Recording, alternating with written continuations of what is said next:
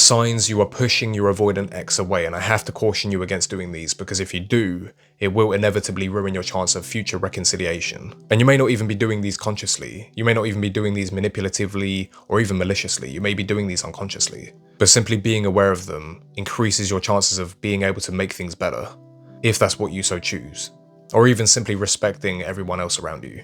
Now, this isn't me glorifying or protecting avoidance by any means, because they do need to seek therapy, they do need to take accountability for the way that they behave and the way that they feel and respond to those feelings. But the way that we behave and the way that we help avoidance will always influence the outcome of their healing and whether they ultimately choose us or not. And if you love them and you want this relationship to work, you need to almost work as a team. That doesn't mean carry the weight of their avoidant tendencies, but it means supporting them in the best way you can. Now, avoidants cannot sit in anything pressurizing. If they feel like they're obligated to do something or they feel like they're pressured into something, they will want to turn their cheek and walk the other way. An example for that is if you were to turn around to them and say, I need you to tell me right now why you feel this way, don't run from me. All they're going to feel inside is this sense of panic. They're going to want to run away because of an overwhelming sense of fear and anxiety. Not because of you, but because of what you're asking from them.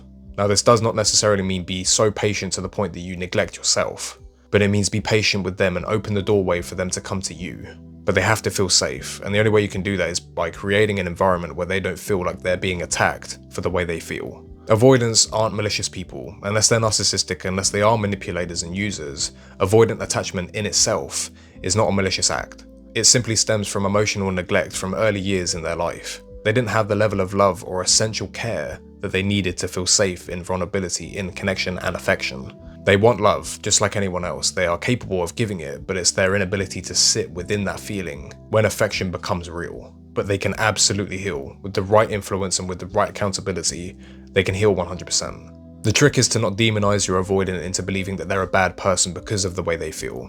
The only thing that ever determines whether your avoidant is genuinely a bad person or not is whether they choose to do the right things, or they choose to maliciously hurt you from a place of selfishness.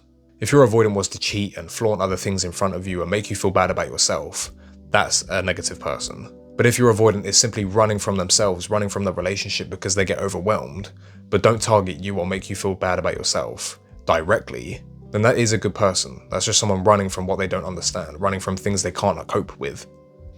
Now, inevitably, you're going to have to understand that your avoidant isn't going to give you everything you want straight away. Healing avoidance is something that takes a very long time. But so long as they're choosing vulnerability, they choose self-regulation, they're choosing to analyze and critique themselves, they learn pattern recognition, they maybe seek therapy, they want to heal themselves. That's the biggest thing you should look for. So long as they're choosing to take accountability, choosing to accept that there is avoidance within them, they can absolutely heal. In fact, that's the best opportunity for them to. For a fearful or dismissive avoidant that simply avoids feeling or accepting that they have any form of avoidant attachment style has far less chances of healing, because they simply don't understand and don't take the time to accept that they have it. I will say, and I will caution you on this, the only time you should work with an avoidant to influence or help them or support them is if they are doing the work already.